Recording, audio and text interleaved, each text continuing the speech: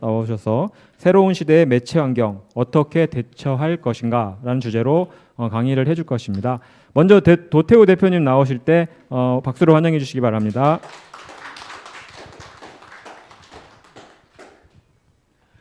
네, 안녕하십니까. 저는 오늘 그냥 서곡격입니다. 그래서 본론은 우리 박성현 감독님께서 해주실 거고요. 자, 여기에 무효라는 말이 굉장히 큰 말입니다. 그죠? 무효. 그래서 그런데 무효에는 좀 오늘 하는 내용은 법적인 우리 상식을 이렇게 키울 수 있는 부분이 상당히 있습니다. 그런데 전부 무효가 있고 일부 무효가 있습니다. 법에서. 그래서 전체가 다 무효가 될 만큼 하자가 클 때 그건 이제 전부 무효가 되는 거고, 전부 무효로 할 만큼은 아니지만 일부분은 무효로 돼야 되겠다 하는 정도일 때 이제 일부 무효가 됩니다. 그런데 어떤 일부 무효는 하자가 너무 세서 부분적으로 무효지만 전체를 무효화해 하는 것으로 볼 때도 있습니다. 일부 무효가 전부 무효로 해석돼야 되는, 크게 그래서 한 3가지 정도. 너무 엉터리기 때문에 전부 무효든지 일부분은 확실히 무효든지, 세 번째는 일부 무효가 전부 무효로 이렇게 확장될 수 있는 경우가 있는지. 그런데 결론적으로 판문점 선언과 평양 선언은 우선 그 중에 어떤 부분은 이건 무효다라고 우리가 얘기할 수 있는, 적어도 일부 무효 부분은 지금 분명히 발견된 그런 저 스스로는 좀 생각합니다. 과연 그런 부분이 맞는지 좀 확인을 해가 보도록 하겠습니다. 지난번에 강의되었던 내용이 반복되는 부분도 있는데 반복이 필요하기 때문에 하는 부분이고요. 판문점 선언을 전에 좀 다뤘었죠. 이번에 평양 선언 부분에서 오늘 이게 많이 보도됐습니다. 뉴데일리를 통해서 보도된 부분인데요. 우리가 이걸 몰랐던 것은 이번 평양 선언에서 사진에 봤을 때 이렇게 들고 있는 공동 선언문의 크기가 달라서 좀 인구에 회자됐었습니다. 같은 공동 선언을 하면서 왜 크기가 다른 이런 판을 들고 있느냐 그랬는데, 그 판 속에 들어있는 문구를 우리가 다 알 수가 없었기 때문에 이제 확인할 도리가 없었는데 뉴데일리가 입수를 한 거예요. 언론사니까. 그래서 입수를 해서 비교를 해보니까 총 문구가 남과 북은, 북과 남은 이런 거는 다르다고 할 수는 없잖아요. 그냥 우리가 할 땐 남과 북은, 저쪽은 북과 남은, 그런 것 말고 실질적으로 문구가 달라버리는 거, 그런 것을 4군데 찾아냈습니다. 뉴데일리가. 그런데 그 4군데 중에서 저는 제일 문제되는 하나만 우선 설명하려고 해요. 그게 현대화라는 문구 하나예요. 그런데 우리 이 세계와 법, 특히 세계는 전에 헌법에서도 양자 하나가 들어가냐 안 들어가냐에 따라 굉장히 천양지차를 낳았듯이 양성평등, 성평등처럼 지금 현대화라는 3글자 때문에 밑에 보면 50조 원의 차이가 납니다. 자, 그걸 이제 확인해 가 보겠습니다. 우리 쪽에 당연히 언론에 보도된 바에 평양 선언문은 2번째 네모 보시면은 남과 북은 금년 내 동서해선 철도 및 도로 연결을 위한 착공식을 갖기로 했다. 이렇게 들으셨죠? 보시고. 이게 우리한테 발표된 문구입니다. 그런데 북쪽이 갖고 있는 문구를 보니까 저렇게 돼 있어요. 북과 남은 올해 안에 동서해선 철도 및 도로 연결과 현대화를 위한 착공식을 가지기로 했다. 뭐가 더 들어가 있어요? 현대화가 더 들어가 있는 거예요. 그러면 현대화가 더 들어감으로써 어떤 의미를 갖느냐? 동서해선 철도 및 도로 연결이란 건 우리가 알듯이 휴전선으로 끊어진 도로나 철도를 연결해주면 그 연결하는 의미죠. 문구상. 거기서 끝나죠. 연결이라는 게. 그런데 현대화라는 말이 들어가면 어떻게 돼요? 현대화는, 현대화에 도대체 돈이 얼마나 드냐? 그걸 우리 자유한국당 정양석 의원이란 분이 꽤 좋은 객관적인 근거를 쉽게 알아듣기 쉽게 찾은 것 같아요. 뭐냐 하면 한국철도시설공단, 우리나라의 철도 막 이렇게 하는 공단이 1km당 건설 단가 자료가 있다 이거예요. 우리나라 당연히 이런 게 있죠. 그걸 근거로 북한의 철도 노인 길이를 계산한 거죠. 그럼 그걸 현대화하려면 총 연장 몇 킬로인데 얼마가 들겠냐. 그리고 도로도 그런 식으로 단가 계산을 하니까 50조 원 이상이 든다는 계산이 나옵니다. 저거는 그냥 얼렁뚱땅이 아니잖아요. 예, 드는 단가하고 연장 도로 철도의 길이를 딱 곱해가지고 계산을 해낸 거죠. 그러니까 저 문구가 있으면 50조 원이 추가된다는 말이 틀린 말이 아니죠. 예. 그런데 우리가 보면은 문구는 이렇게 써놓고 우리 언론이 약간 이중 플레이를 했어요. 그냥 단순 연결만이 아니라 이미 현대화에 돈이 든다는 식으로 막 말을 그렇게 들은 것 같죠. 보도에서. 그러니까 우리 언론이 지금 뒤에 보는 판문점 선언도 그렇지만 우리 정부가 아마 뒤에 있을 텐데 그런 식으로 그 이중 플레이적인 성격이 있어요. 그러니까 저 문구를 만약에 우측에 북한 문구처럼 바로 발표했으면 어떻게 돼? 책 잡히기가 쉽죠. 문구 자체에 딱 그 흠을 걸기가 쉬우니까 그러면은 막 또 싸우겠죠. 이 흠을 잡고 너 현대화 돈이 얼마나 드는데 그러면서 그거를 못하게 문구는 저렇게 발표를 해요. 그 다음에 슬그머니 이렇게 퍼뜨리는 거는 현대화 돈 많이 드는 식으로 사업의 모양새 자체는 당연히 그런 거 아니야 하는 식으로 퍼뜨려요. 그러나 현대화라는 돈 딱 이렇게 싸우기는 어려워요. 왜냐하면 문구 자체는 그냥 연결로 돼 있거든요. 그런 전략을 많이 써요. 이 사람들이. 예. 지금도 전형적으로 그러다가 북한에는 아예 대놓고 문구가 딱 저렇게 돼 있다는 게 걸린 거예요. 자, 그럼 이게 법적으로는요. 이게 법적으로는 잘 걸렸어요. 이제 법적으로. 자, 우리가 이제 법적으로 따져보겠습니다. 선언은 우리 민법상의 계약에 해당되는 정식 조약은 아니에요. 그냥 공동으로 선언한 거지 정식 합의문 계약은 아닙니다. 아니지만 단독 선언은 의미가 없죠. 공동 선언이잖아요. 공동이라는 거는 뭐예요? 같을 동자가 들어가 있죠. A는 전혀 다른 문구 선언하고 B는 전혀 다른 문구 선언하고 그게 무슨 공동 선언이에요? 단독 선언이지. 공동 선언은 말 그대로 똑같은 걸 둘이가 선언하기 때문에 함께 똑같은 걸 선언해야 공동 선언이죠.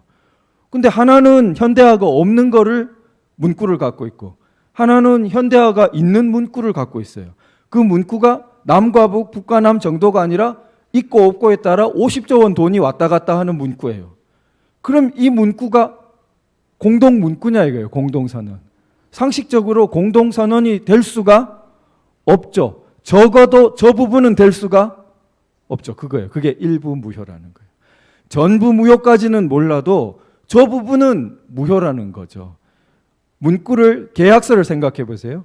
임대인과 임차인이 똑같은 문구를 서명하고 복사본을 나눠 가져야 그게 계약서지. 둘이가 문구가 달라요. 그러면은 그 계약이 유효하겠어요? 안 되죠. 같은 이치라는 겁니다. 이게. 그래서 적어도 일부 무효다. 제가 그렇게 말씀드리는 겁니다. 자, 그렇게 보니까 옛날에 든 게 새삼 또다시 떠올랐어요. 우리 판문점 선언에 국제 사기친 그 내용 있죠. 그게 다시 이제 생각이 됐어요. 이제 우리의 법 세계가 한 단계 더 들어가는데 아까 전과 같은 식으로 돼서 계약이 무효가 되는 거는 보다 쉬운 경우예요. 둘이가 똑같은 문구인 줄 알았더니 문구 자체가 다르더라. 그러면은 법에 들고 가면 그건 무효예요. 그런데 지금은 한 단계 복잡한 건 뭐냐면은 외관상 문구는 똑같아요. 그런데 외관상 같은 문구를 두고 A는 A-라고 생각을 하고 갑은 A-라고 생각을 하고 을은 A2-라고 다른 생각을 해요. A라는 문구를 놓고.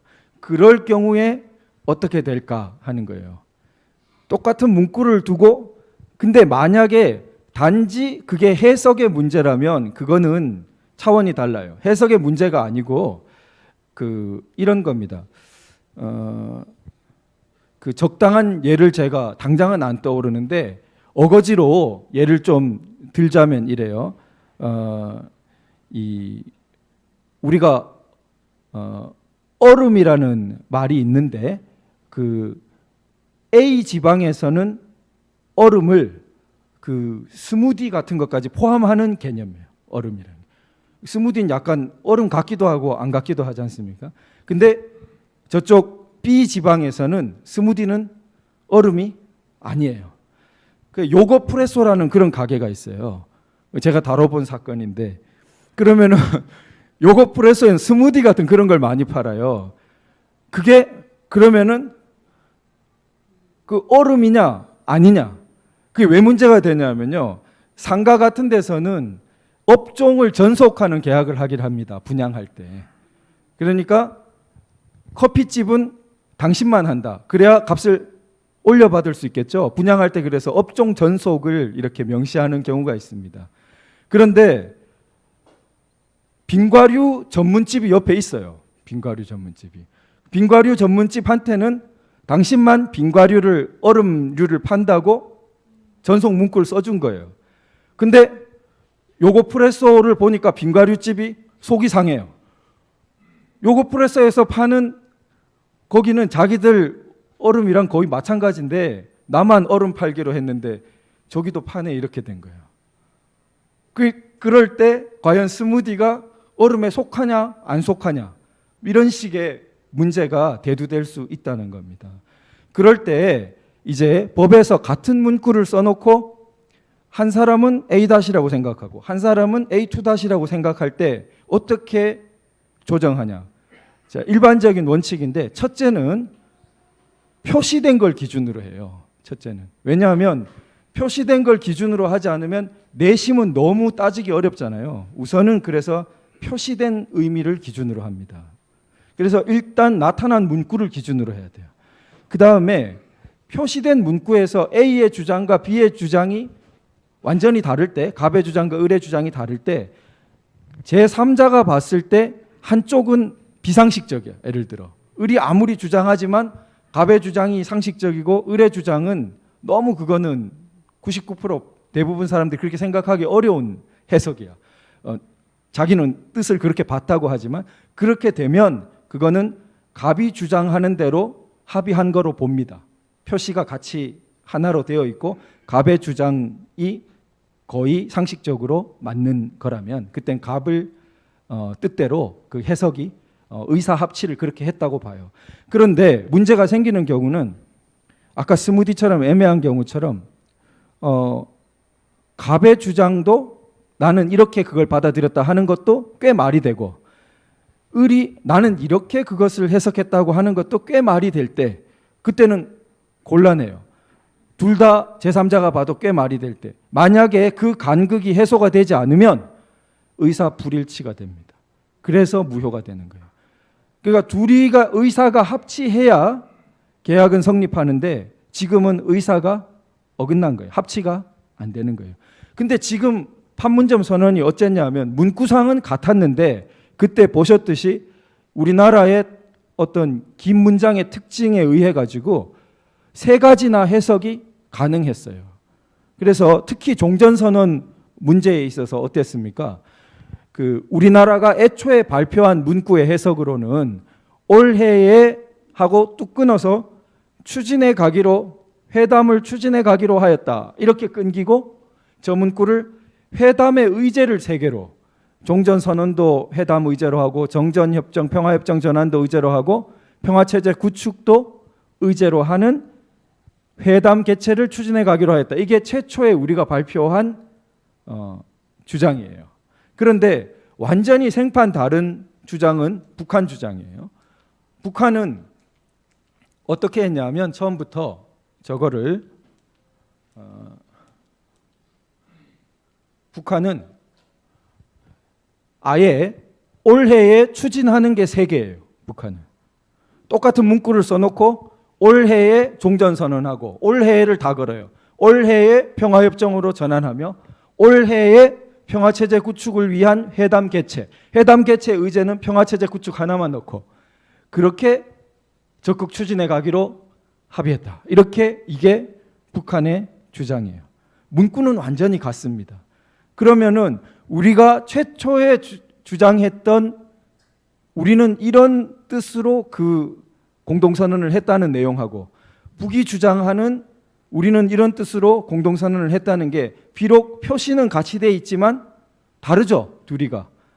의사가 합치가 안 되죠. 그래서 원래에 발표되었던 우리의 정부 발표에 따르면 두 개는 무효입니다. 그거는 왜냐하면 해소될 수가 없어요. 그 두 개가. 그러자 국제사기극으로 됐던 것에서 어떤 그 요술을 부렸습니까? 우리가 싹 꼬아가지고 유엔 그거 할 때는 올해의 종전을 선언하고 거기까지 딱 끊어버리고 회담 의제는 두 개로 축소한 거죠. 그래서 올해의 종전 선언은 뭐와 같아졌어요? 북한 주장과 같아졌죠. 그러니까 가장 문제가 첨예한 것이 종전 선언 부분이었는데 올해 종전 선언하기로 했다는 것은 북한 주장과 일치시켜 버린 겁니다. 이게 애초부터 이런 식으로 발표를 했으면 저항이 더 셌을 텐데 슬금슬금 넘어가다가 뒤에 가서야 북한 주장과 같다는 식으로 이렇게 가버리고 지금은 계속해서 그래서 올해 종전선언 이야기를 우리가 귀에 따갑도록 듣고 있는 현실이 된 거죠. 그게 애초에 국제사기기도 하고 애초에 원래 주장대로 보면 같은 문구를 썼을지라도 둘이의 의사는 다른 의사이기 때문에 그 부분은 무효라고 주장할 수 있는 부분이다. 네, 그래서 무효 두 경우를 제가 말씀드린 겁니다. 네, 그 다음 주 그 할 부분은 제가 좀 더 연구를 많이 해야 되는데 미리 조금 말씀드리면 그 정전 협정과 유엔사 관할의 문제예요. 그래서 이게 굉장히 우리에게 문제가 되고 특히 미국의 이제 그 유엔사 사령관 또 유엔사 사령관이 한미연합사 사령관을 겸합니다. 지금 겸하지만 지위가 완전히 구별되는 지위라고 합니다. 그래서 에이브람스 지명자가 지적을 했죠. 정전협정에 따르면은 DMZ 관할권은 유엔사에 속하는데 거기에 있는 사항을 한국이 단독으로 합의할 수 없다. 굉장히 법적인 문제입니다. 그래서 그 국제법적이기도 하고 그렇기 때문에 국내법적이기도 합니다. 그 부분을 잘 다루면 그 부분에도 일부 무효적인 부분, 우리가 합의한 부분에서 자기가 관할권이 아닌 부분을 합의하는 것은 무효죠. 자기 권한도 없는 거니까. 그런 부분이 또 그 잘 밝혀질 수 있지 않을까 그렇게 생각합니다. 예, 그럼 이상으로 마치고 본론으로 넘기도록 하겠습니다. 감사합니다. 예. 즉석 질문이 하나 있으신가 봐요. 저 마이크를 조금 녹음이 번역문은 보니까 남과 북은 이렇게 돼 있던데 영어로는 the two sides 이렇게 돼 있잖아요. 네. 근데 저게 무슨 주체가 될 수 있어요? 예? 양 사이드가 뭘 한다 하는 게 예. 무슨 행위의 주체가 되고 The North and South 이렇게 북은 번역을 했고 번역문이 총 세 가지입니다. 그래서 유엔 제출 번역은 two sides라고 했고 그다음에 우리 애초에 발표문은 이게 안 넘어가나요? 애초에 발표문은 South and North Korea 세 가지가 다 다르네요. 그래서 유엔에 제출한 거는 two sides라고 번역했고 처음에는 South and North Korea라 했고 예. 네, 그렇죠. 예. 그걸 총리가 질문을 받으니까 또 뭐 친근감을 위해서 그랬다 그러는데 그러니까 남과 북으로 이렇게 통칭 지식하는 게 그 사람들 용법인 모양이죠. 그래서 그 좋은 지적이십니다. 그 북한 번역을 보면 North and South Korea라고 안 쓴 것 같아요. 이건 이제 우리가 two sides라고 유엔 제출 번역에서 또 이렇게 물러섰고, 예, 북한 번역에서는 그냥 North and South Korea를 안 썼죠. 예, 그렇습니다. 세 가지가 다 다른데 더 정식으로 하려면 사실 우리는 ROK 이걸 써야 되죠. 리퍼블릭 오브 코리아 대한민국 이걸 써야 되는데. 그래서 제가 코 문제도 생각이 드는데요. 네. 한국은 대한민국이라고 이렇게 한자로 하고 영어로는 지금 얘기한 ROK라고 그러잖아요. 근데 북한은 조선민주주의 인민공화국 이렇게 쓰잖아요. 그렇죠. DPRK 쓰죠. 조선민주주의. 근데 그걸 영어로 번역할 때는 코리아라고 또 뭐 정식으로 할 때는 DPRK. 예, 그러니까 그렇게 코리아라고 조선을 코리아라고 지칭을 하는 것 같은데 그래서 이제 연방제를 할 때는 고려 연방제다 이렇게 표현을 하는 것 같아요. 그럼 한국의 국호를 고려라고 바꿔야 되는 문제가 되지 않나요? 한국은 대한민국이라 그러고 고려 연방이라고 할 수 있을까요? 예, 그래서 저기 울분에 찬 지적이셨습니다. 예, 대한민국. 예. 네. 또 뒤에 지적받도록 하겠습니다. 그러면 박 감독님께 예, 마이크를 넘기도록 하겠습니다. 네, 박수로 환영해 주십시오.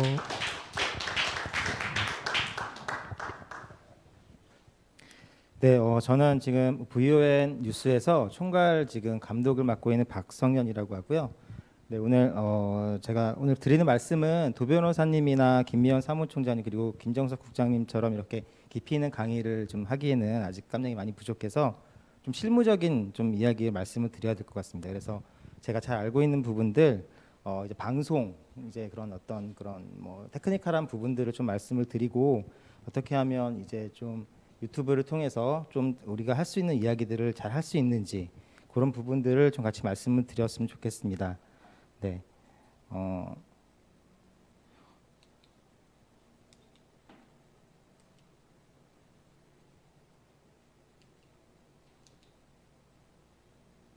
네, 이제 지금 이제 저희가 지금 이제 시대를 조금 이제 오래된 단어긴 한데 뉴미디어라고 얘기를 많이 하죠. 그래서 예전에 보면 이제 그런 것들을 어떻게 이제 뉴미디어 시대를 어떻게 느낄 수가 있냐면 저희가 이제 지하철을 타보면 좀 많이 알 수 있을 것 같아요. 그래서 지하철 사진을 좀 제가 모아봤습니다.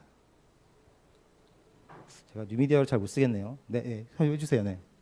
네, 예전에 이제 보시면 신문들을 많이 봤죠. 그래서 지하철에 보면 이렇게 신문들이 쌓여 있는 걸 보게 되고 또 이제 지하철 타시면 책들이나 이제 좀 지면들을 많이 보게 됐어요. 그렇죠? 그런데 요즘에는 이렇게 유튜브, 이제 그 스마트폰으로 귀에 이제 이어폰을 꽂고 이제 주로 이제 글도 많이 읽지만 이제 영상들을 좀 많이 보시는 그런 모습들을 좀 볼 수가 있습니다. 네, 다음 좀 남겨주세요. 네, 그래서 이제 올드 미디어와 뉴 미디어를 이제 간단하게 좀 이렇게 제가 좀 분류를 해봤는데요. 그래서 이제 올드 미디어는 이제 옛날에 갖고 있었던 TV, 라디오, 이제 전통적인 이제 매체죠, 신문, 잡지들 이런 걸 이제 올드 미디어라고 얘기를 하고요. 그 다음에 이제 뉴 미디어는 이제 요즘에 이제 소셜 미디어에서 이제 뭐 SNS 많이 하시는데 이제 그런 것들 그리고 동영상 플랫폼들 이제 유튜브나 뭐 페이스북도 요즘 동영상이 되죠. 그리고 트위치라고 이제 젊은 친구들이 하는 게 있어요. 그런 것들을 이제 뉴 미디어라고 얘기를 할 수가 있습니다. 그래서 네, 이제 그런 것들이 있고 이제 올드 미디어는 이제 이거는 뭐 좀 제가 조금 생각을 해봤는데 이거는 이제 그런 어떤 그 게이트키퍼가 있어요. 그래서 이제 그런 이제 하나의 어떤 그런 이제 제작을 하게 되면 굉장히 돈이 많이 들고 전문성이 들어가기 때문에 그것들을 일일이 검사를 합니다. 그래서 이게 오히려 이제 여론이 이제 이번 탄핵 사태를 통해서 좀 여러분들 이제 좀 경험하게 되셨는데 이 소수가 독점을 하다 보니까 오히려 이게 여론을 좀 이렇게 조작을 할 수 있는 좀 그런 이제 그렇게 되는 것들이 좀 있더라고요. 근데 이제 뉴미디어는 그렇지 않고 유튜브 보시면 이제 굉장히 많은 영상들이 있죠. 그래서 이게 어떻게 한 사람이 어떤 그것들을 조작할 수 있는 독점할 수 있는 것들이 그런 구조가 아니에요. 그래서 이게 오히려 더 이제 물론 가짜 뉴스라는 그런 이야기 좀 그런 것도 이제 문제점도 있긴 하지만 여론을 조작할 수가 없는 또 그 반대의 어떤 그런 모습들로 나타날 수 있고요. 그리고 올드 미디어는 이제 TV, 라디오 같은 경우에는 그걸 시청자들이 그거를 보고 나서 이것들에 대해서 커뮤니케이션 그런 걸 할 수 있는 것들이 좀 통로가 적습니다. 그래서 예전에 라디오 이제 들으실 때 전화로 해갖고 뭐 들려주세요라고 얘기하셨을 그런 경험도 있고 그럴 텐데 그게 그렇게 좀 쉽지가 않아요. 자기가 이제 노력을 해서 이제 전화를 해야 되고 그런데 뉴미디어 같은 경우에는 바로 댓글들을 달 수 있고 그리고 카톡 같은 경우에도 바로바로 연락을 할 수 있죠. 그리고 뭐 그래서 바로 그런 소통이 금방금방 되는 그런 어떤 특징을 갖고 있습니다. 네, 그게 그래서 이제 올드 미디어, 뉴 미디어의 차이인데요. 그럼 또 다음 넘겨주세요. 그래서 이제 보시면 이제 보통 이제 돈이 모이는 곳에 좀 힘이 있잖아요.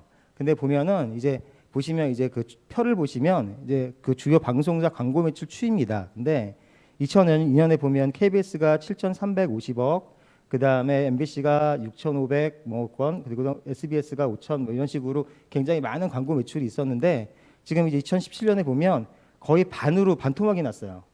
그래서 이제 이런 보면은 이제 그 광고 매출이나 이런 게 이제 그 사람들이 옛날만큼 이제 그런 시장파를 보지 않는다라는 걸 좀 반증을 하고 있고요. 그 다음에 이제 그 저기 보라색이 이제 그 CJ에서 종편 그 저기 케이블 채널입니다. 그래서 이제 TVN 그 다음에 뭐 이렇게 뭐 OCN 같은 그런 영화 채널들 그것들이 좀 꾸준히 성장하다가 종편이 나오면서 조금 그것도 주춤하고 있죠. 그래서 이제 밑에가 보시면 종편인데 좀 안타깝지만 JTBC가 좀 그래도 지금은 종편에서는 제일 잘 나가고 있고요. 나머지 3사는 지금 고만고만한 상태입니다. 네, 그런 식으로 지금 보면 이제 지상파 방송이 매출이 급감했다는 걸 알 수가 있고 종편이나 케이블 매출 역시 뭐 그렇게 크게 뭐 오르지는 않고 있습니다. 그런데 이제 다음 그림을 보여주세요. 네, 뭐 신문도 마찬가지예요. 신문도 보시면 이제 이게 지금 그 녹색이 지상파 아까 말씀드렸던 그 매출이 쭉 지금 내려가고 있고요. 그 다음에 이제 보라색이 신문 잡지인데 신문 잡지 역시 이렇게 보면 쭉 지금 하향 곡선 쪽으로 좀 기울기가 하향되고 있습니다. 근데 이제 인터넷 같은 경우에는 지금 쭉 가파르게 올라가다가 이제 모바일 스마트폰이 이제 생기면서 그것도 매출이 떨어지고 있어요. 그래서 지금 보면 이제 매출이 가장 지금 현재까지는 가장 올라가고 있는 게 모바일 이제 스마트폰이나 이런 것들 지금 그런 매출이 굉장히 지금 그 매출만 지금 올라가고 있고 다른 광고 매출들은 지금 떨어지는 추세입니다. 네, 다음 그림 보여주세요. 네, 그래서 보시면 요즘에는 이제 그래서 이제 그 광고가 예전 같으면 이제 지면에 신문 광고나 아니면 이런 이렇게 밑에 하단에 이제 그런 이제 뭐 그림 광고 이런 식으로 되어 있는데 요즘엔 주로 이제 광고하는 게 이제 동영상 매출입니다. 동영상 광고입니다. 그래서 유튜브 보시면 앞부분에 이제 광고가 나오죠.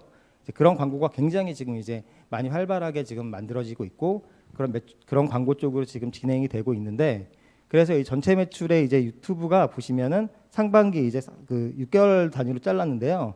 상반기만 지금 보면은 40% 가까이 유튜브만 지금 굉장히 높고 네이버나 다음 이제 SBS 뭐 이런 식의 어떤 그런 다른 이제 인터넷 동영상 그런 매체들 보면은 굉장히 지금 저조하게 되고 있죠. 그래서 도리어 예전에는 이제 좌파 매체에서 요즘에 이제 정권을 잡아서 그런지 지상파가 너무 광고가 안 되니까 이거를 좀 풀어달라는 식으로 좀 이제 그 미디어 오늘이라는 잡지에서 그 매체에서 그 지상파 광고를 조금 더 특혜를 줘서 광고를 좀 많이 딸 수 있게끔 해달라고 그런 식으로 기사를 썼더라고요. 그래서 지금은 이제 이게 어떤 이제 그 매체가 이제 그 미디어 매체들이 지상파에 어떤 그런 거 쏠리는 것이 아니라 좀 많이 분산돼 있고 특별히 이제 유튜브 쪽에 많은 이제 그런 사람들의 어떤 그런 관심과 또 그런 게 보는 것들이 좀 이렇게 집중되고 있다는 것들을 볼 수가 있었습니다.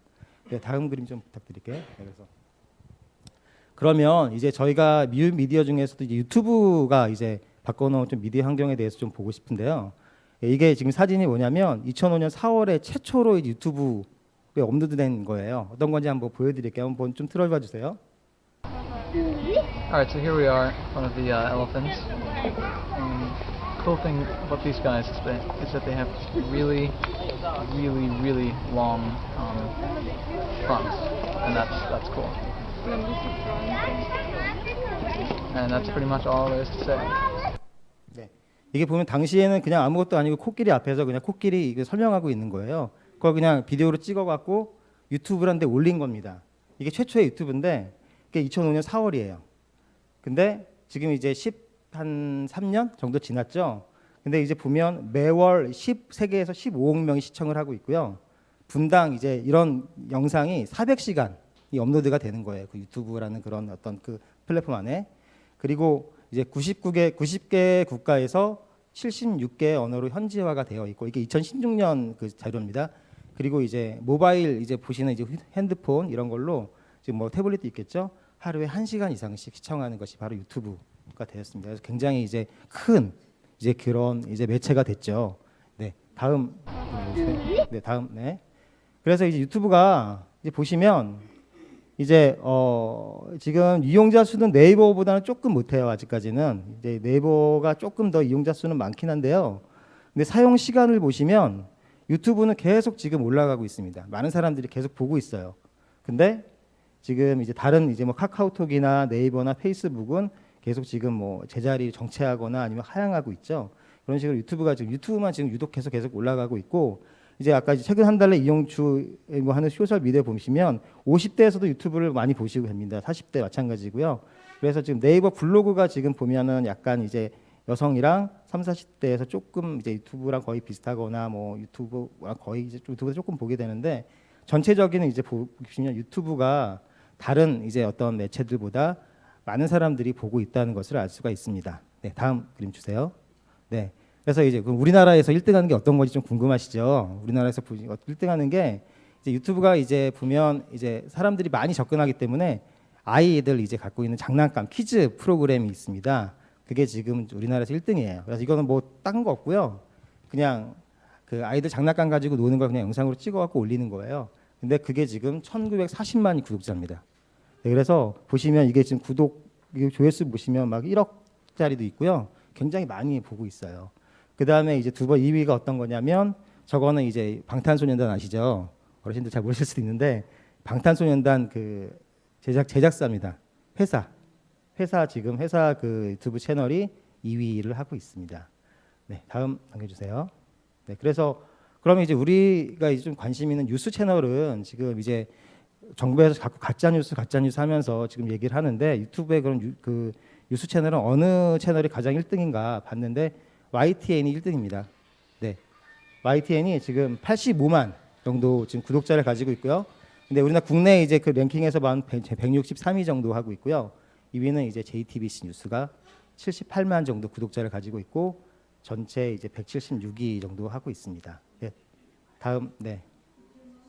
예, 그러면 이제 우리 이제 유튜브 중에 이제 좀 우리가 잘 알고 있는 유튜브들 좀 알고 좀 몇 위 정도 되는지 궁금하시죠? 그래서 지금 펜앤드 마이크가 26만 정도 하고 있어요. 근데 전체에서 보면 570인데, 뉴스타파라고 혹시 들어보셨어요? 저게 이제 그 대표가 누구냐면 지금 MBC 사장으로 있는 최승호 씨가 이제 뉴스타파를 만들었어요. 그래서 이제 MBC를 나오면서 이제 그런 다큐멘터리 탐사 보도 위주의 그런 이제 그런 유튜브 채널을 만들겠다고 해서 만들었고요. 저기서 이제 그게 이제 26만, 거의 이제 다 비슷합니다. 펜앤드 마이크랑 한 몇천 명 차이 나는데 584위를 지키고 있어요. 뉴스타파를 통해서 다큐멘터리도 많이 만들었습니다. 제승호 사장. 그래서 그걸 가지고 또 이제 뭐 보시면 저게 어떤 내용들이냐면 뭐 이명박 대통령을 계속 좀 공격하는 내용들이에요. 그런 내용들을 지금 가지고 이제 하고 있고요. 네, 그래서 지금 보시면 이런 식으로 되어 있고, 그래서 제가 좌와 우 이렇게 좀 뉴스 매체들이 어떤 식으로 좀 포진되어 있는지 좀 봤습니다. 다음 그림 좀 봐주세요. 그래서 보시면 이제 황장수의 뉴스 브리핑 잘 아실 거예요. 여기 한 22만 정도 되고, 신의 한 수가 23만, 조갑제 TV가 지금 15만, 그다음에 뉴스타운 TV가 한 15만 정도의 구독자를 가지고 있고요. 저쪽은 이제 비디오 모그는 이제 SBS에서 만든 이제 그 유튜브 채널인데, 내용들이 보시면은 좀 이렇게 화가 나실 만한 내용들이 많아요. 네, 젊은 애들이 좋아하는 그런 내용인데, 주로 이제 뭐 문재인 대통령을 좀 이렇게 추켜 세우거나 박근혜 대통령 공격하는 그런 영상들이 좀 많습니다. 그런 게 이제 33만 정도 되고요.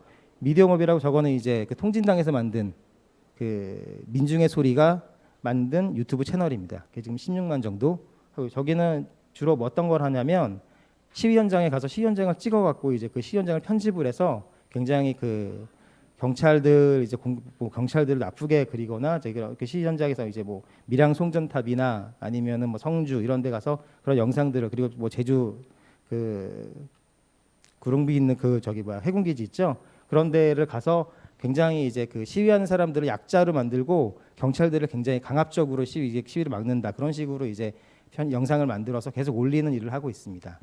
네, 그리고 미디어몽구 역시 이제 1인 미디어인데요. 저기도 이제 주로 이제 시위 현장이나 이런 이제 이명박 대통령 생일 파티 나가갖고 이제 뭐 이렇게 와서 욕하고 막 그런 영상 찍어갖고 이제 올려요. 그럼 이제 100만 정도 나옵니다.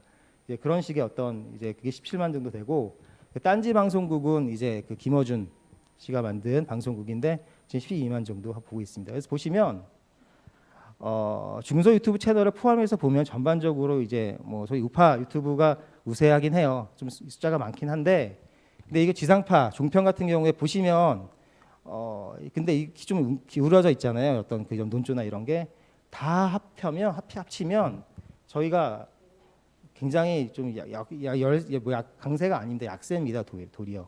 그리고 뭐 지상파나 이제 그런 이제 종편들이 굉장히 그런 쪽을 논조를 하기 때문에 굳이 저 찾아가서 구독할 이유가 없어요. 그 보면 되니까요, 그분들은. 그래서 이게 보면은 지금 유튜브가 지금 뭐 가짜뉴스의 온상이라고 얘기하면서 굉장히 지금 언론들이 이 우파 매체들이 굉장히 지금 커 나가고 있다고 얘기를 하는데 실상을 보면 그렇지는 않은 것 같습니다. 그래서 이게 지금 뭔가 이렇게 커가는 걸 조금 막기 위해서 그렇게 좀 언론 플레이를 하고 있는 게 아닌가 하는 생각이 들었고요. 네, 다음 넘겨주세요. 근데 이제 저희가 이제 그렇다면 좀 유튜브를 보는데 이제 뉴스 채널이 굉장히 많고 주로 하시는 분 것들이 이제 시위 현장 가서 태극기 집회 많이 찍고 인터뷰하시고 그렇게 많이 그런 이제 채널들이 굉장히 많아요. 근데 조금씩 이제 새로운 개념들의 채널들이 나오기 시작했습니다. 그래서 되게 좋은 어떤 그런 현상이라고 생각이 드는데요. 유튜브라고 하는 거는 이제 윤서인 씨 혹시 아실지 모르겠는데 만화가 윤서인 씨가 주로 이제 자기가 이제 하고 싶은 이야기를 짧게 한 5분 정도로 편집해서 올리는 영상 그 채널인데요. 지금 한 구독자가 한 4만에서 5만 정도 되고 있습니다. 그래서 지금 굉장히 많이 젊은 친구들이 많이 보고 있고요. 그다음에 이제 가로세로 연구소는 강용석 변호사랑 그 MBC 김세희 기자가 함께 이제 손을 잡고 만든 이제 영상인데 이번에 그 김우선 씨 가지고 또 이렇게 그 이재명 씨와 있었던 그 스캔 그 약간 그런 이야기들을 좀 이렇게 또 재미있게 만들었더라고요. 그래서 뉴스는 뉴스인데 굉장히 좀 그 스토리텔링이 들어가고 엔터테인먼트가 들어간 약간 그런 뉴스들을 많이 만들어요. 그래서 봤을 때 이렇게 그 보통 1인 미디어들이 이제 한 사람이 이제 이야기를 많이 하고 그렇게 그런 이제 스타일이 많은데 그렇지 않고 조금 이제 유머 있는 좀 약간 이제 재미있게 만들어주는 그런 이제 컨텐츠들이 많습니다. 네, 그리고 슈타인즈 채널을 이제 아시는 분들 많으시겠지만 그 서울대 지금 대학원에 있는 이혜성 분이 지금 이제 계속 이제 그런 이제 강연이나 강의들 주로 이제 트루스 포럼 이제 강의들을 많이 올리죠. 그리고 이제 자기가 생각하는 이제 어떤 그런 그 우파의 어떤 모습들, 나라의 모습들에 대해서 이제 이야기를 올리는 지금 그런 채널인데 이런 채널들도 꽤 있습니다. 지금 뭐 청와대라던가 뭐 굉장히 젊은 친구들이 좀 채널들을 많이 만들고 있어요. 네, 그리고 이제 GGSS TV는 그 안정권 씨라고 아스팔트에서 굉장히 좀 이제 전라도로 말로 걸걸하게 하시는 네, 그분이 이제 만든 채널이에요. 최근에 만들었는데 네, 이제 뭐 썰방이라 그래서 밤에 이제 나와서 실시간으로 주로 이제 이야기 소통하고 댓글 읽어주고 이제 그리고 그렇게 하시더라고요. 예, 그런 이제 보면 예전과는 다르게 좀 이제 딱딱한 미디어에서 벗어나서 좀 즐겁고 재미있는 약간 그런 것들을 찾아가는 그런 식으로 이제 등장하기 시작해서 이게 어떤 옛날에 올드 미디어를 그냥 이제 뉴미디어로 그냥 이렇게 가지고 와서 그 어떤 판에다 이렇게 딱딱딱 이제 좀 이렇게 끼워 놓으려고 노력했던 게 아니라 약간 이제 요즘에 특성에 맞는 파격적인 형식을 가지고 좀 재미있게 이제 계속 성장해 나가는 것들이 있는데 그래서 되게 좋은 어떤 그런 현상이라고 생각이 듭니다. 네, 다음 좀 보여주세요. 네. 네, 그래서 이제 저희가 이제 지금 유튜브를 이제 저희가 보는 이제 그런 어떤 시청자에서 벗어나서 좀 저희가 우리 계신 분들 어르신들이나 해서 만들어 보면 좋을 것 같다는 생각이 들어서 좀 이제 유튜브를 채널을 만들 수 있는 방법에 대해서 좀 이제 같이 좀 말씀을 나누려고 합니다. 그래서 이제 그 유튜브 채널을 올리는 거는 사실은 이제 기술적인 부분들은 어렵진 않아요. 이렇게 물론 조금 이제 배우시면 되는데 그런 거는 이제 조금 이제 그런 시행착오를 거치고 나서 이제 이렇게 그런 이제 기술적인 부분들이니까 이거 이렇게 컴퓨터 이제 켜서 이제 딱딱 해갖고 올리시면 되는 건데 그것보다 중요한 건 이제 컨텐츠를 어떻게 만드느냐가 중요하기 때문에 그래서 이제 그 컨셉을 잡는 게 굉장히 중요하다고 생각이 들거든요. 그래서 지금 뭐 단체에 계시거나 아니면 개인이 혹시 만드실 경우가 있으시면 그 갖고 계시는 개성이나 장점들을 좀 살릴 수 있는 컨텐츠를 이제 만드시는 게 좋아요. 그 컨셉을 예를 들어서 여기 보시면 이제 이 망치라는 분은 구독자가 286만이나 돼요. 근데 보면 아무 내용 없어요. 그냥 요리사가 요리하시는 거예요. 요리 그냥 이분인데 그냥 영어로 해갖고 한국 요리 하시거든요. 근데 많이 봐요.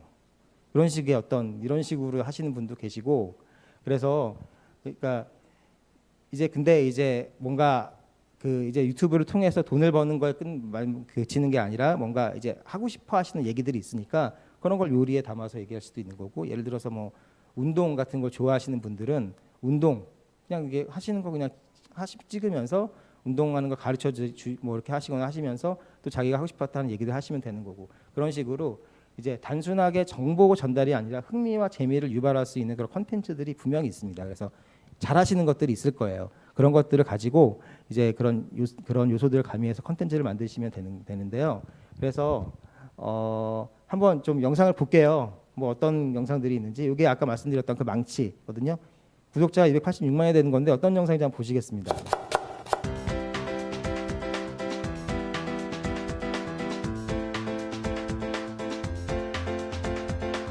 Hi everybody! Today I'm going to show you how to make Korean spicy rice cake called tteokbokki. Tteokbokki, 5 years ago I already posted the recipe and video, but today I remake this one. Okay, let's get started. 네, 영어가 아주 우창하지도 않아요. This is my homemade rice cake for tteokbokki, and I'm going to use this today. It's exactly 1 pound I measured. First thing you have to do is make a delicious broth. Without delicious broth, tteokbokki kind of bland. Anchovy stock, that's my favorite. If you are vegetarian, use a can of vegetable stock. Over medium-high heat. 4 cups of water. 7 dried anchovies we need. Remove the heads and guts. Heads and guts inside. Just press this way and take it out. 보시면 We are 굉장히 잘 going 만든 to use 영상은 아니죠. 7 그냥 이렇게 찍으신 dried 거예요. 그냥 만드신 거. anchovies. 누가 아들이나 뭐 이렇게 찍어줄 수도 있겠는데. You may ask, 네. oh, how about 8 anchovies? It's okay, 8 anchovies. Dried kelp. Dashima in Korean. We are going to use 5 and 6 inch size. And dump in there. Boil this for about 15 minutes without lid because this dried anchovy is a little fishy and the fishy smells has to be evaporated. Meanwhile, this is rice cake that I made yesterday. I cut this in around 3.5 inches. This is a store-bought rice cake. It's really thinner and smaller size. So I'm going to use this, but you can use either one. And today I'm going to add fish cake balls and eggs. It's a hard-boiled eggs. I usually prefer tteokbokki made with only rice cake, but I found a lot of people love to add some fish cake and noodles, ramen noodles and eggs. So I'm going to use 이런 these 2 영상인데 eggs. My 네, 그냥 보시면 네 재밌으세요. 네, 그냥 이렇게 만들었습니다. 그냥 보시면 뭐 돈 많이 안 드는 것 같죠? 그냥 부엌에서 찍은 거예요. 근데 예를 들어서 여기다가 조금 이제 정보를 가미한다 싶으면은 예를 뭐 60년대 만들었던 음식을 얘기하시면서 이제 이제 우리가 어떻게 살았는지 아이들한테 얘기해 줄 수도 있고요.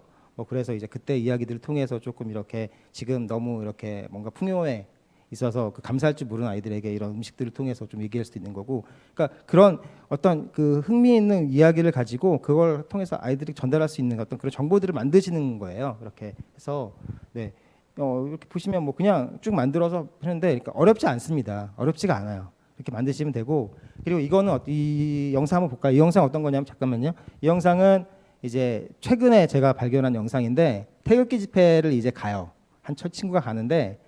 여기다가 이제 상황극을 만들었습니다, 이 친구가. 그래서 이 다랑을 모시는, 그러니까 문재인 대통령 얘기한 거겠죠. 다랑을 모시는 사또인데 태극기 집회가 너무 많이 하니까 이게 도대체 무슨 일인가, 이 밀란이. 홍길동이라는 사람이 이 난을 일으켜갖고 지금 이렇게 태극기 집회가 많은 거예요. 그래서 홍길동을 잡으려고 태극기 집회 현장에 뛰어드는 겁니다. 그런 영상을 봐도, 그래서 취재 아이들 이제 뭐 거기 태극기 집회 현장에 있는 사람들과 인터뷰를 하는데 그 컨셉으로 인터뷰를 하는 거예요. 한번 보세요. 어떤지. 네.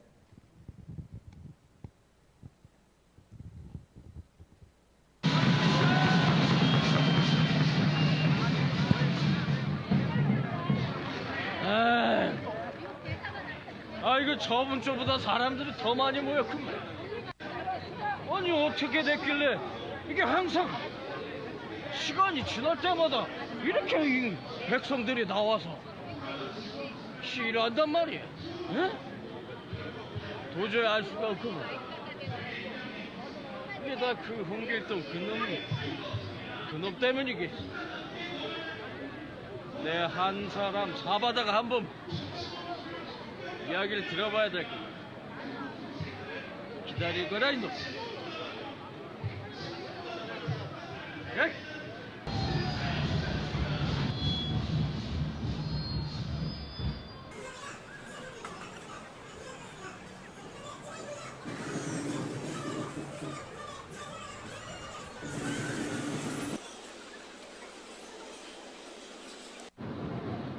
야이! 내부 공산주의 존경하는 인이 나라 많지. 이게 무슨 뜻이요? 국민들은 이니가 진보라고 믿고 있지만 실상은 이니는 진보가 아니라 회부입니다. 진보가 아니라 퇴보. 그 말인즉슨 지금 할 왕이 나라를 망친다는 뜻이고. 그래서 이걸 들고 나온 이유가 탈왕께서 공산주의를 존경하니 곧 나라가 망하겠구나, 뭐 이런 뜻이고. 뭐 오늘 처음 나오신 거야? 아니면 계속 나오는 거야? 계속 나왔어요. 계속 나왔다. 시간까지 빼가면서 글이 나오는 게 이유가 뭐야? 이유인즉슨 북한의 과거를 보면 알 수가 있어요. 북한이 1946년에 북한 토지 개혁을 단행해서 모든 농민에게 토지 한 필씩을 준다고 선동을 했는데 말이죠. 결국에는 북한은 모든 토지를 몰수했습니다.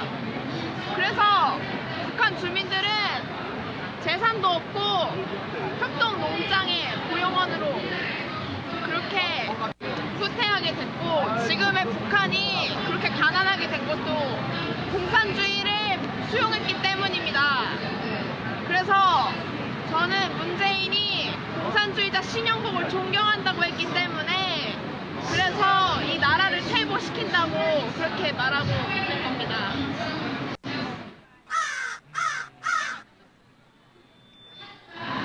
뭐 대충 하랑이 하는 모든 것들이 마음에 안 든다는 그런 뜻입니다.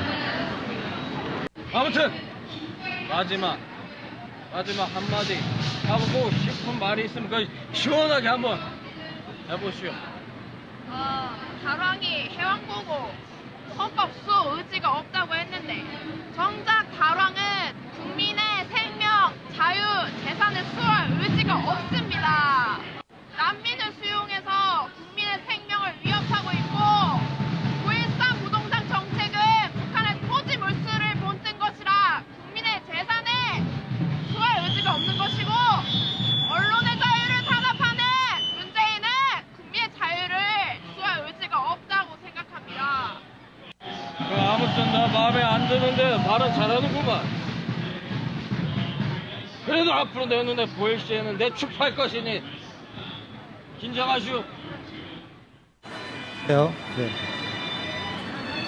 네, 이렇게 지금 이런 식으로, 그러니까 태극기 시위 현장을 그냥 보통 인터뷰하는 게 아니라 이렇게 스토리텔링을 가지고 인터뷰하니까 조금 더 부드럽게 접근이 되고, 또 이제 젊은 친구들이 봤을 때 이렇게 너무 거부감 없이 접근할 수 있는 그런 게 있죠. 아직은 조금 이렇게 뭐 연출이나 어떤 이렇게 그게 이제 대본이 있어서 한 건 아니기 때문에 조금 그렇긴 하지만 그래도 재미있게 이렇게 접근할 수 있는 그런 식의 어떤 이야기를 하고 있죠. 그래서 이렇게 보시면 이렇게 약간 그 한 가지 좀 플러스 알파가 있으면 조금 굉장히 다릅니다.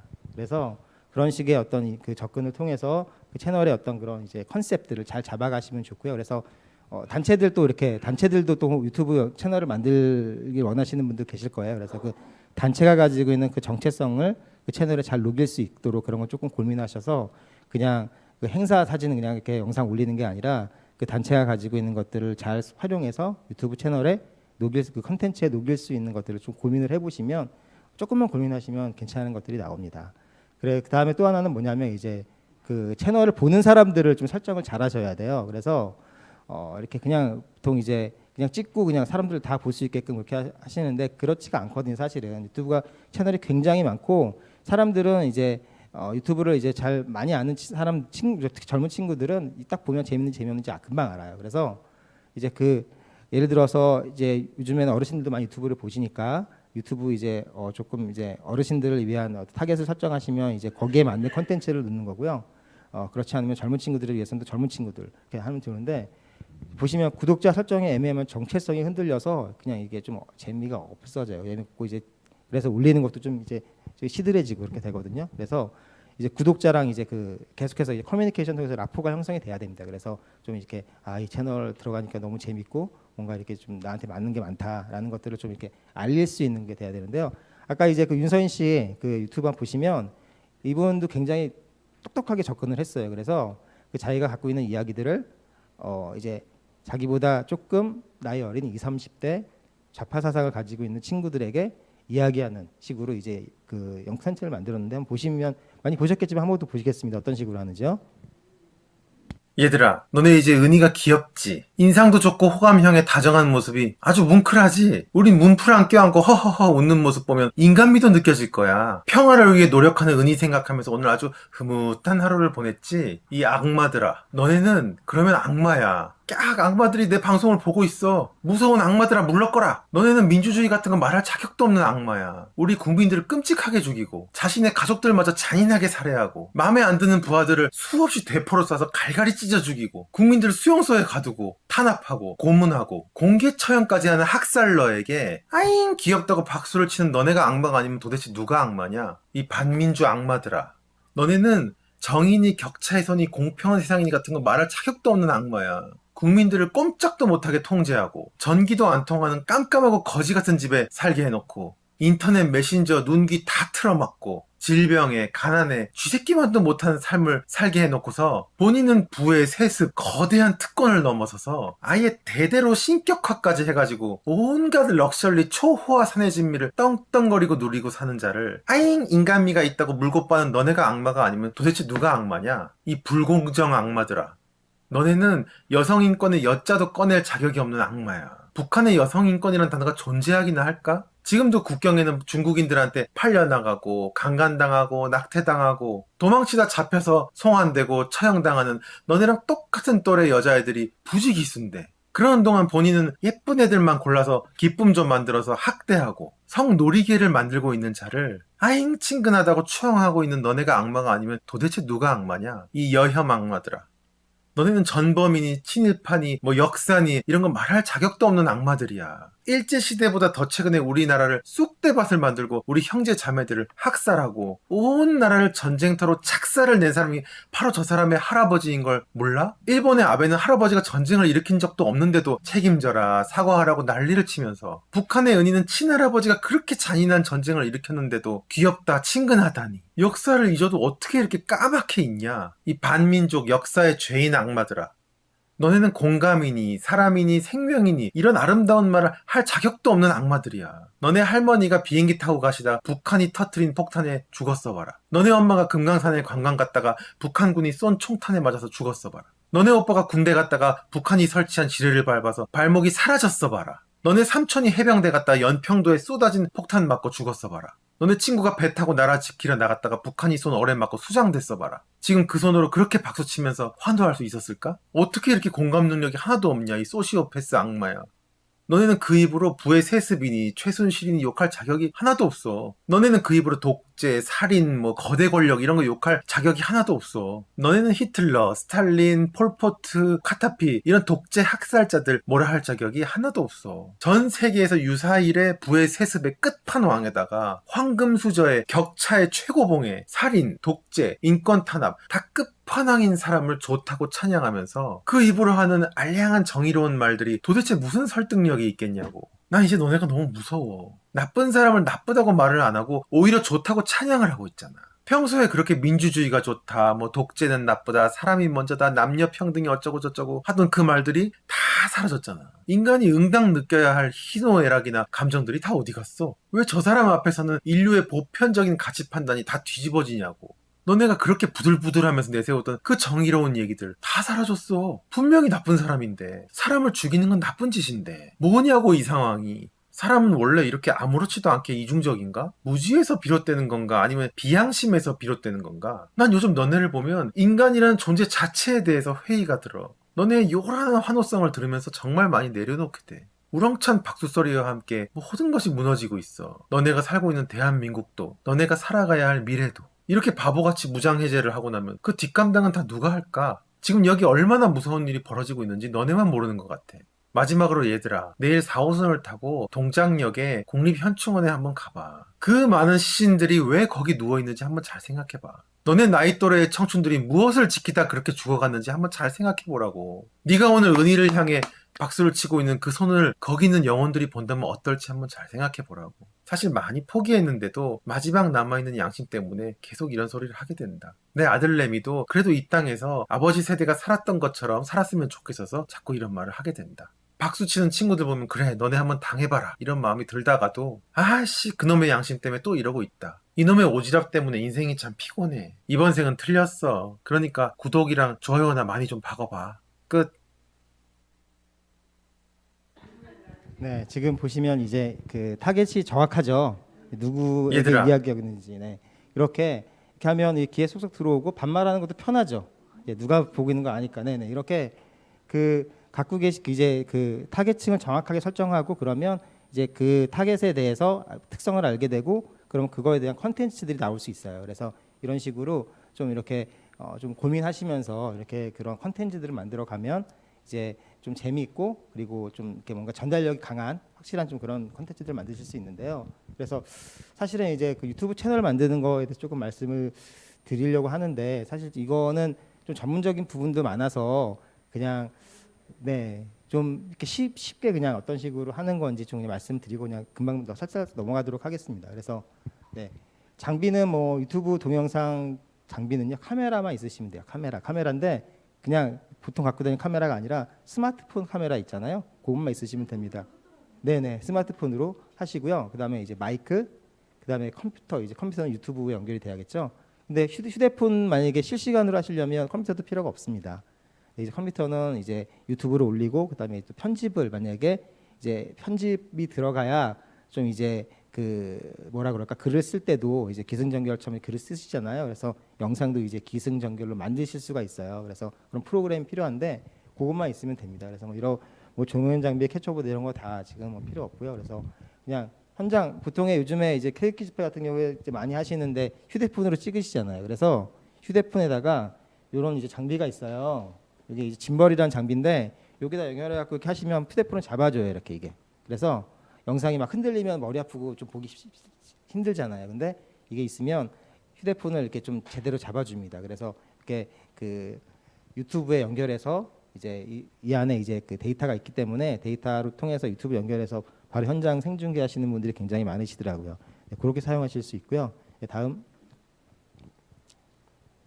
카메라 잠깐 보겠습니다. 카메라는 아까 말씀드렸던 것처럼 스마트폰 카메라는 이거는 야외에서 이제 집회나 바로 이제 그 행사를 바로 찍을 수 있기 그리고 그거 실시간으로 이제 생중계할 수 있게 적합해요. 그래서 뭐 들고 다니기 쉽잖아요, 그렇죠? 그래서 짐벌과 이용하면 순간 포착 이용해서 굉장히 많이 요즘에 쓰시고요. 또 스마트폰 카메라가 많이 좋아져서 점점 이제 이제 발전이 되고 있어요. 그래서 이제 뭐 다른 카메라가 사실은 필요가 없을 정도로 스마트폰이 굉장히 훌륭합니다. 네, 그래서 그런 걸 사용하셔도 되고요. 또 넘어가세요. 네, 그 다음에 이제 이거는 뭐냐면 이제 약간 전문가들이 쓰는 지금 저희 요 가운데 있는 카메라인데요. 렌즈를 바꿀 수가 있어요. 그래서 렌즈 바꾸는 게 왜 중요하냐?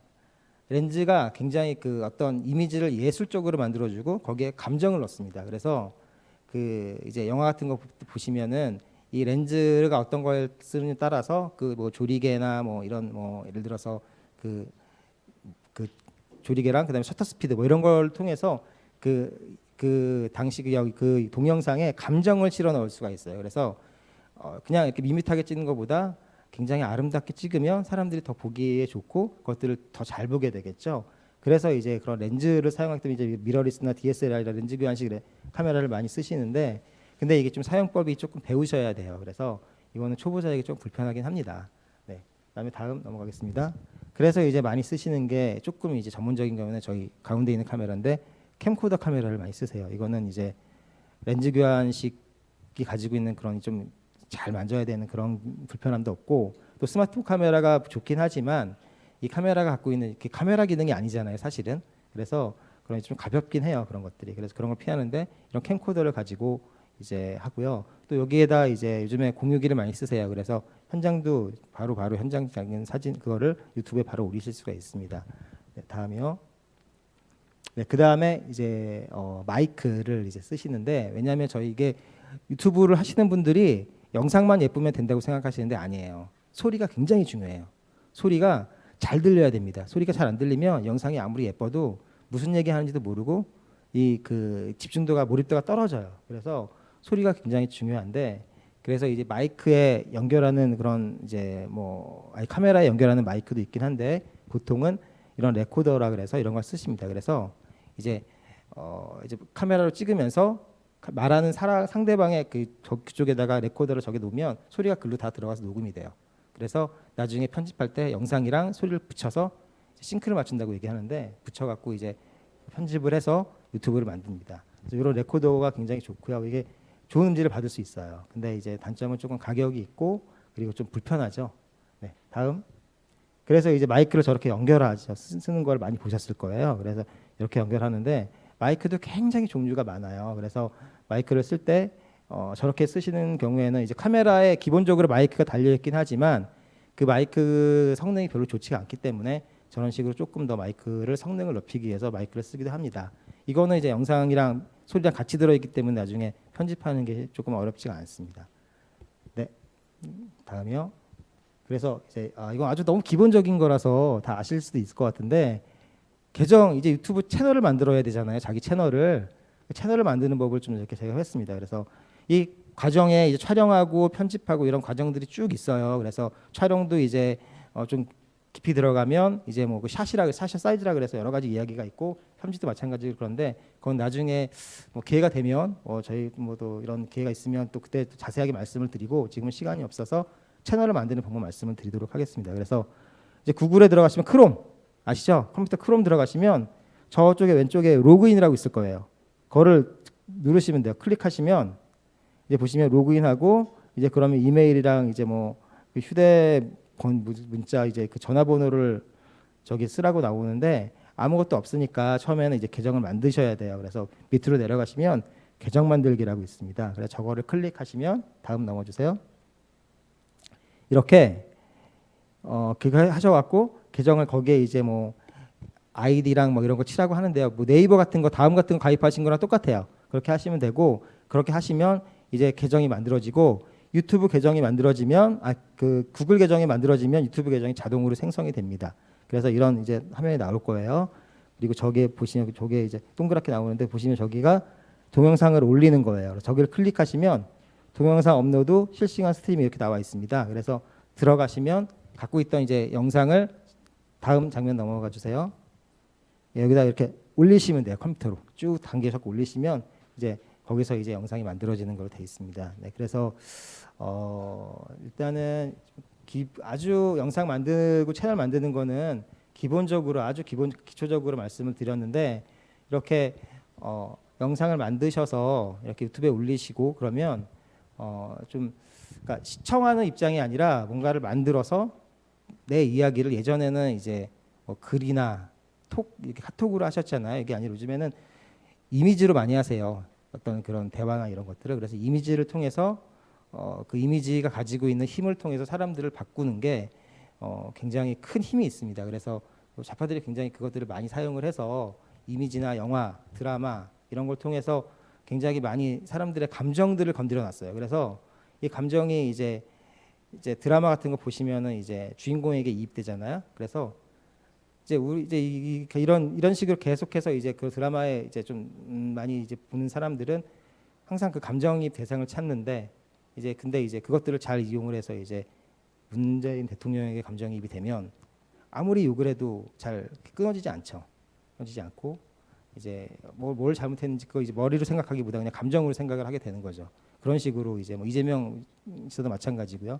그런 식으로 이제 되기 때문에 그것들을 깰 수 있는 건 물론 이제 논리적으로 깨는 것도 그게 제일 중요하죠. 중요하지만 이제 우리가 이제 그런 이미지들에 대한 힘을 가지고 있다는 걸 알았기 때문에 이제 그런 것들을 우리도 좀 이제 이미지를 잘 만들고 이미지를 잘 관리하고 이미지의 힘이 어떤 거라는 것들을 좀 아셨으면 좋겠습니다. 그래서 어르신들께서 요즘에 이제 보면은 집회에 나가서 촬영도 많이 하시는데 이런 부분들에 조금 이제 그런 관심을 가지셔서 이제 좀 이제 네.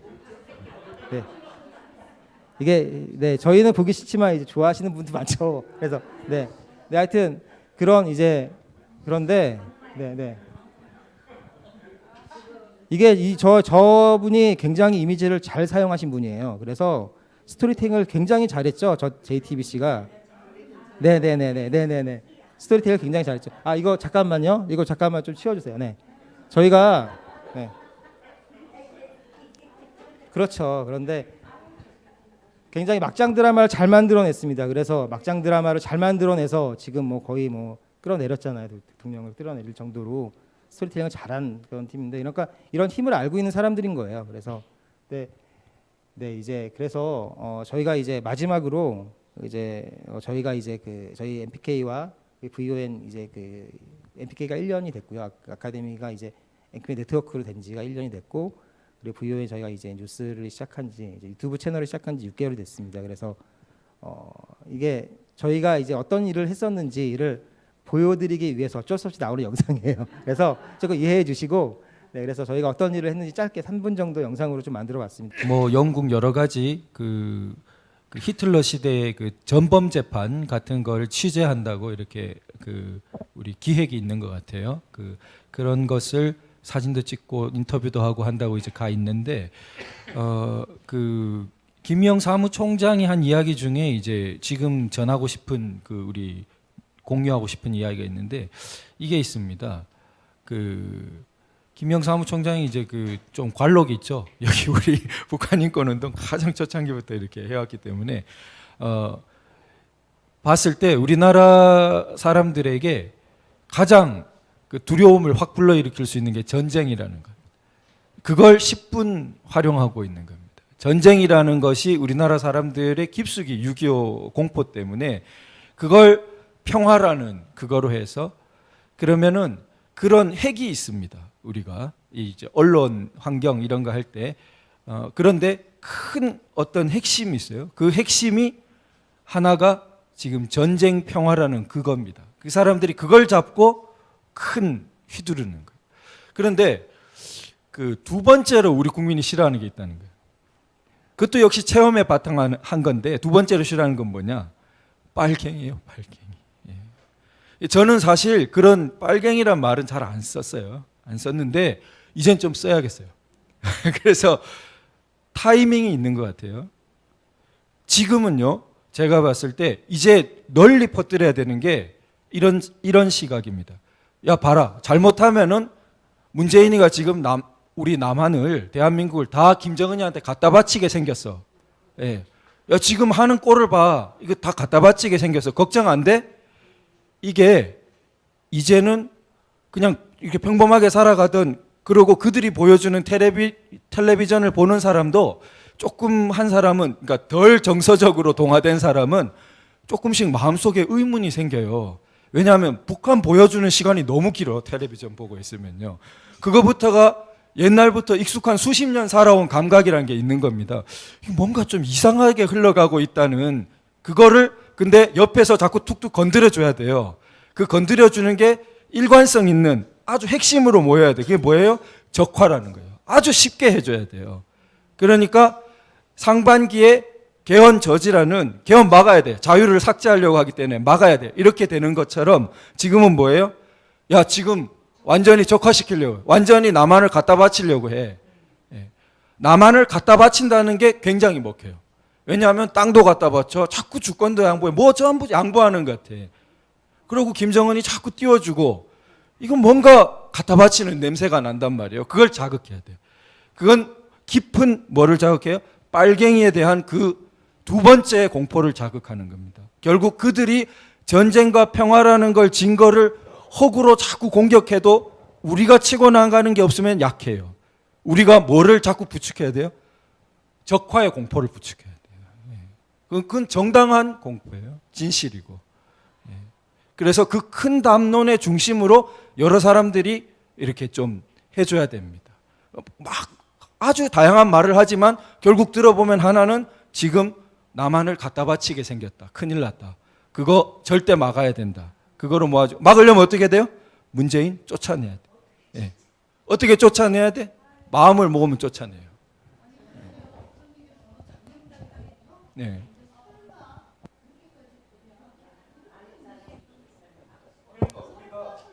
우리가 설마 했지 않습니까? 그런데 사실 자유를 빼는 개헌을 시도할까? 이거 몇 년 전만 해도 생각지도 못한 거였어요. 예. 그런 생각 해봤습니까? 생각 못했어요. 근데 해버리잖아요. 그 해버리는 사람들이 지금 우리나라의 뇌와 신경에 해당되는 데 다 들어간 겁니다. 예. 그래서 지금 그 신경세포를 장악하면은 사람을 왜 영화 보면 많이 나오잖아요. 멀쩡히 외관은 그대로지만 다 조종해서 완전히 딴 사람이 되는 거잖아요. 그러니까 어디를 장악하면 그렇게 될 수 있는지 이 사람들은 오래도록 연구했고 장악한 겁니다. 법원 그 큰 조직이 몇 개의 요소를 장악하자 법원이 굉장히 지금 뭐 끌려가잖아요. 그걸 안 겁니다. 그런 거를. 예. 그런데 절망하지 마세요. 예. 우리 국민은 전쟁만 그 상처가 있는 게 아니라 빨갱이에 대한 깊은 상처가 있어요. 그것이 자유대한민국을 지키고 세운 토대고 전쟁을 거쳐서라도 이걸 지킨 겁니다. 그렇기 때문에 이겨요. 예, 이깁니다. 예. 아까 저기 먼저 질문하신 분 질문하더라.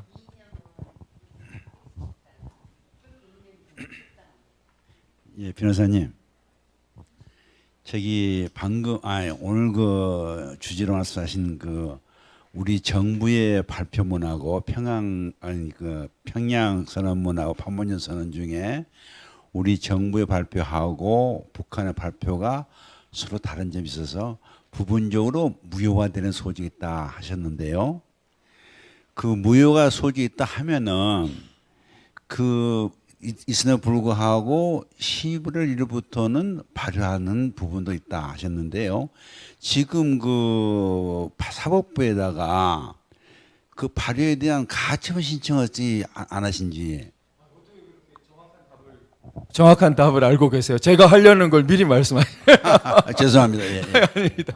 예, 제가 그래서 다음 주 강의하기 전에 가처분 신청서를 어떻게든 내고 강의하려고 그렇게 생각했습니다. 바로 정확하게 지적하신 것처럼 그러니까 그 DMZ 관할권 문제는 유엔사에 대한 협정에서 꽤 뚜렷하게 나오고 미국에서도 그렇게 그 지적이 나왔기 때문에 그 부분에 관해서는 그 법원의 가처분이 이루어질 수 있지 않나. 저도 법리 해석을 그렇게 지금 좀 파고 있어요. 그래서 그 부분에 우리 법원이 할 수 있는 관할권도 있는 것 같고 그래서 가처분을 내려달라라고 지금 먼저 지금 벌써 다 말씀하셨네요. 예, 제가 실행만 남았네요. 예. 변호사님, 그런데요.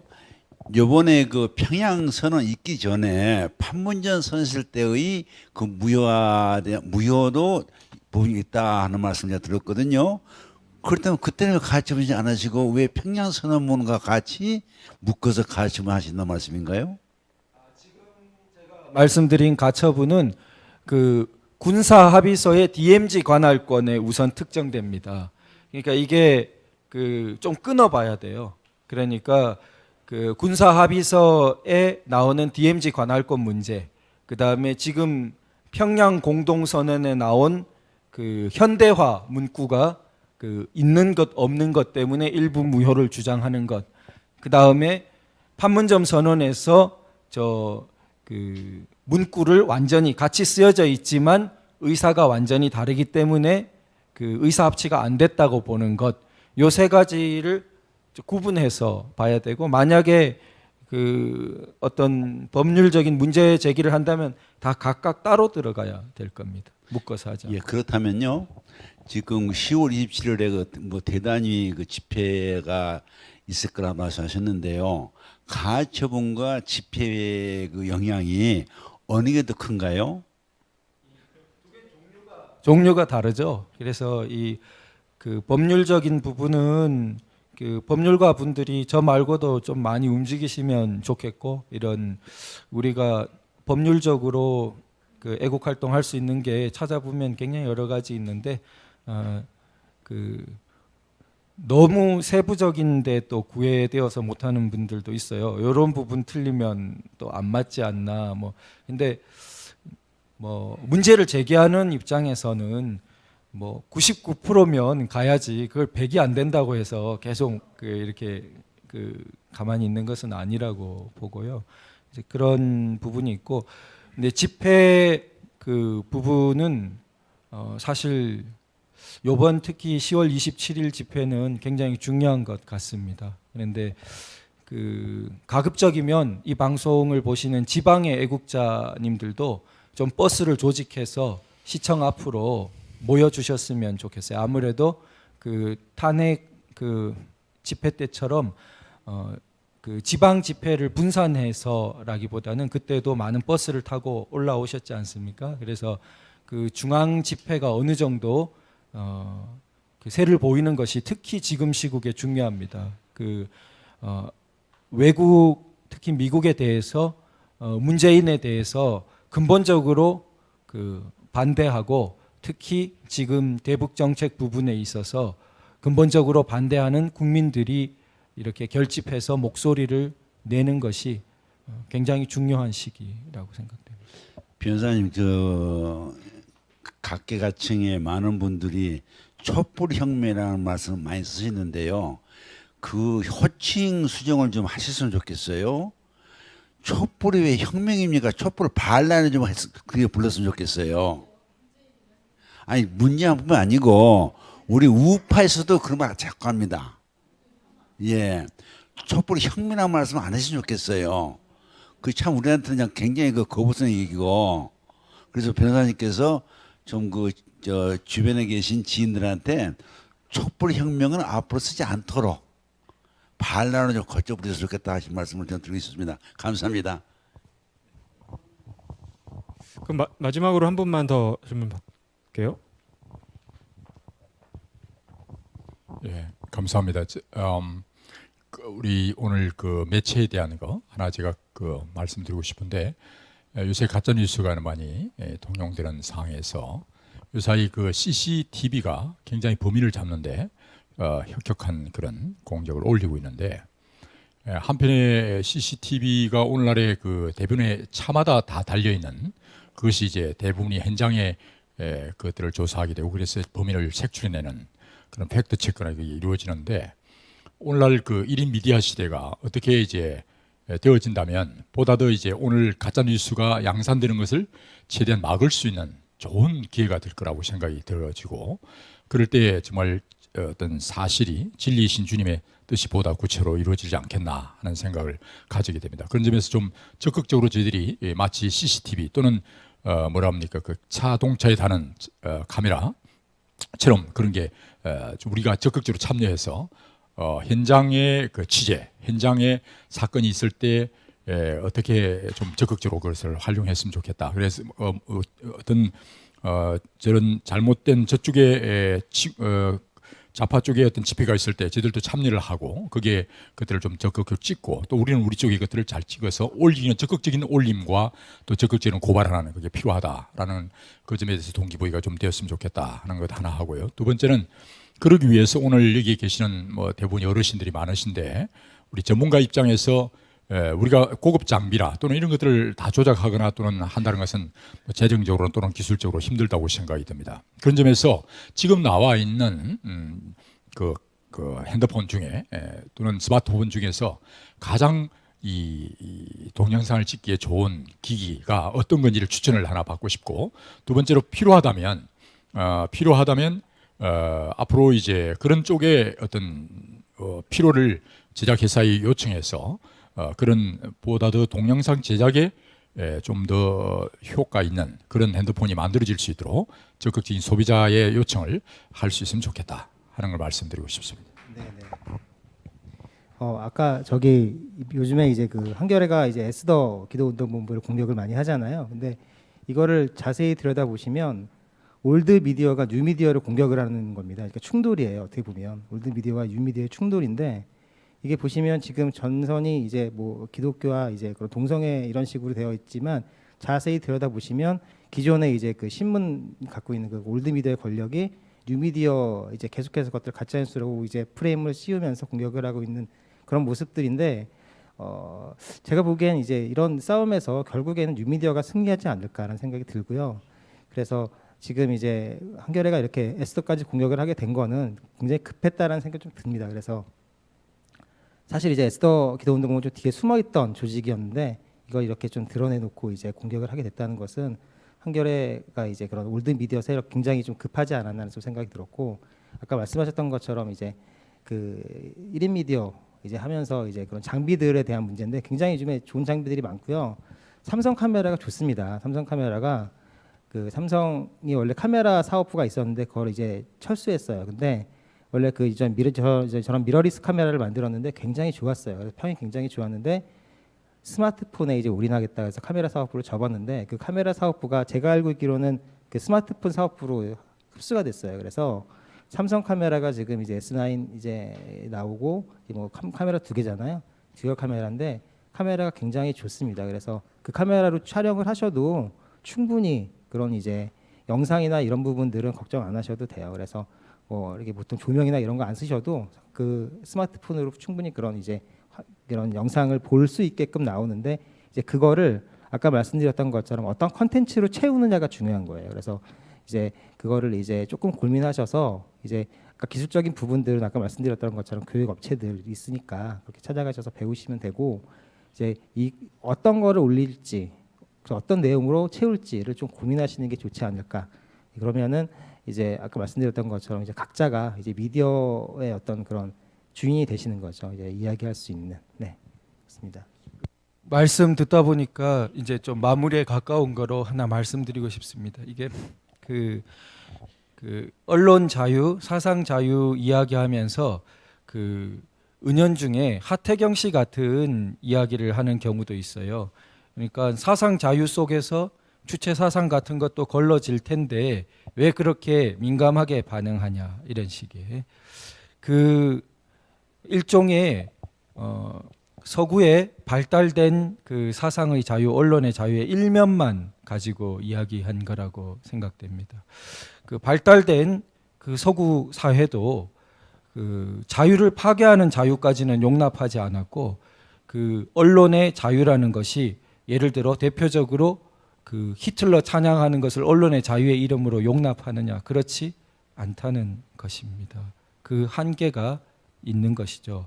그러면 그 한계를 조금 더 깊이 봤을 때 언론의 자유를 낳은 그 언론을 높이는 그 바탕에는 제가 늘 좀 감동적으로 생각하는 것은 유럽의 3번의 그 위대한 어떤 그 공론장이 있었는데 그것은 이 필부의 사람들이 보통 남자 보통 여자의 사람들이 가장 근본적인 문제를 자기의 어떤 마치 생명을 걸고 자기의 삶을 걸고 거기에서 고민을 해야 됐던 시기가 있었다. 3번이나. 그 가장 첫째가 대표적으로 종교개혁입니다. 그러니까 종교라는 것이 나의 신앙, 근본적인 내 삶을 건 어떤 근데 너 프로테스탄트야? 가톨릭이야? 그거 하나에 따라 사람의 목숨이 왔다 갔다 하는 그 시기를 겪으면서 그 언론의 자유라는 가장 첫 입구는 거기에요. 그래서 그 다음에 뭐 계몽주의 시대도 있고 뭐 그렇습니다. 그런데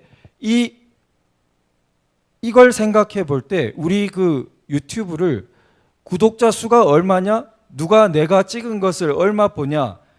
그것도 중요한 층위가 있겠지만 저는 의미 있게 보는 게 그 상반기에 김정은 사진 찍고 화형식하고 자기가 불태우고 하면서 이렇게 우리가 화면 올려서 막 전파된 것 있었어요. 서로 하나의 신앙 고백처럼 할 필요가 있다 이런 생각이 들어요. 그러니까 한 사람이 봐도 좋고 안 봐도 좋아요. 그러나 내가 김정은은 반인도 범죄자고 문재인은 여적죄인이다 라고 선언하면서 유튜브에 올린 것, 그것으로서 일종의 그 당시에 신앙 고백을 하는 것과 마찬가지 효과를 지닙니다. 그게 굉장히 저는 퍼져나갈 필요가 있다고 봐요, 이 시기에. 왜냐하면 저들이 가장 두려워하는 것은 그 헝거 게임인가요? 이렇게 사람, 헝거 게임 이런 데서도 마침내 그 사악한 체제가 어떻게 뒤집어집니까? 많은 사람들이 두려움을 극복하고 왕 몰려드니까 아무리 쏴도 막을 수가 없었던 거예요. 공포로 유지하는 겁니다. 비겁하게 만들어서 알아서 기도록 해서 유지하는 겁니다. 뚝이 무너지기 시작하면 걷잡을 수 없어요. 예. 많은 사람들이 다수가 갑자기 문재인 여적죄고 김정은은 반인도 범죄자라고 막 소리치기 시작하면은 그들이 만화영화 같은 데 보면 잘 나오죠. 알고 보니 생지에 불과했더라.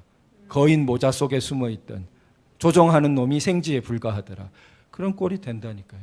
공산주의 독재자라는 것들이 쫓겨나고 나면 그 초라한 꼴밖에 더 됩니까?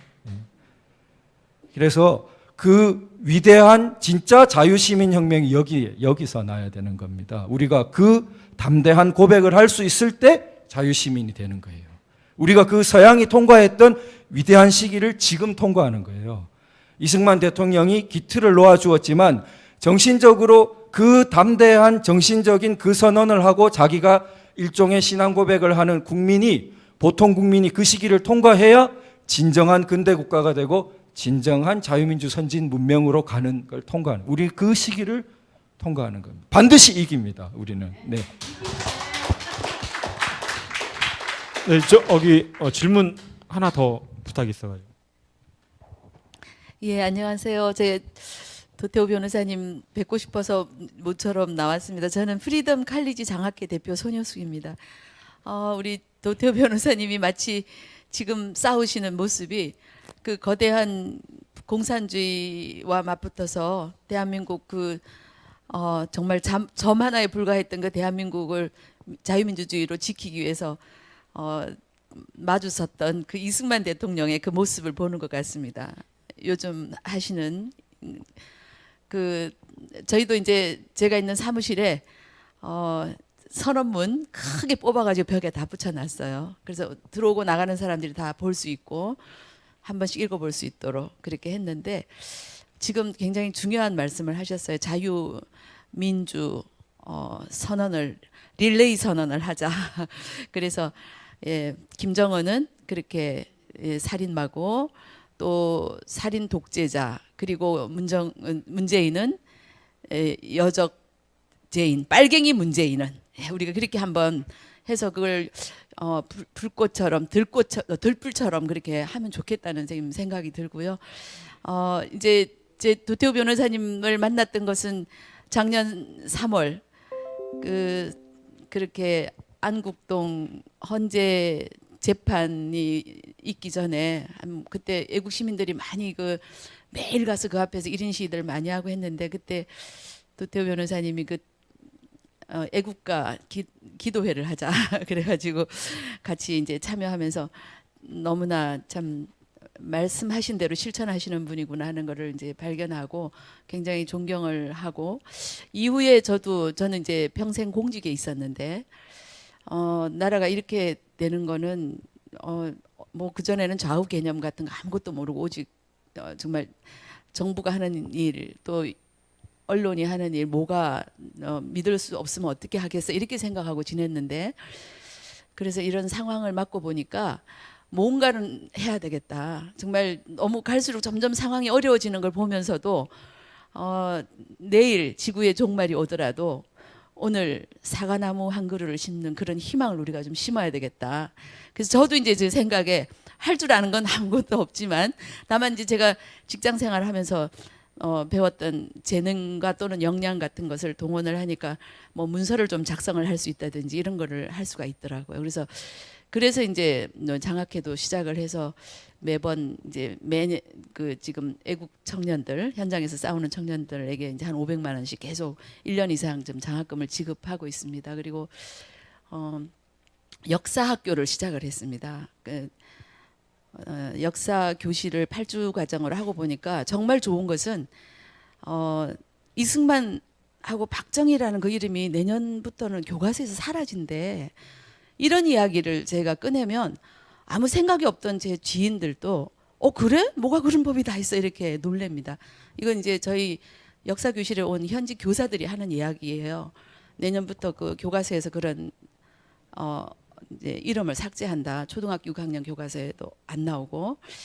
그래서 이제 그러면 우리 역사 교육 받으러 한번 와볼래? 이렇게 하면서 같이 오게 되고, 그래서 그 자리에서 소식을 들으면서 아니 우리나라가 이렇게 됐단 말이야.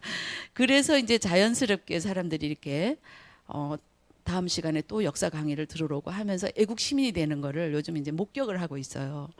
그래서 이제 죄송합니다. 여기 계신 많은 분들께서 이제 각자 하시는 일도 많으시겠지만 좀 역사 바로 세우는 일에 바로 내가 먼저 배우고 또 이렇게 다른 분들에게 참여할 수 있도록 권하면 뭐 좋겠다 하는 생각에서 이제 제가 이 말씀을 드리고, 그러니까 도태우 변호사님의 앞서 가시는 그 뒷길을 따라가면서 감사 인사 드리려고 마이크 잡았습니다. 감사합니다. 네. 말씀하신 것처럼 여기 모이신 분들이 다 우리 작은 이승만이고 작은 박정희입니다. 저희 그렇게 생각합니다. 이승만 대통령이 큰 태극기를 이렇게 건립하셨다면 우리 각자 태극기 집회에 태극기를 들고 나온 그 작은 태극기가 결국 큰 태극기에서 나온 것이고, 작은 태극기들이 모여서 큰 태극기를 이룰 때 마침내 태극기는 완성되는 겁니다. 그게 국민국가입니다. 그래서 우리는 그걸 향해 가고 있다고 생각됩니다. 네. 네, 오늘 수고해 주신 두 분께 다시 한번 큰 박수 부탁드리겠습니다. 네, 감사합니다.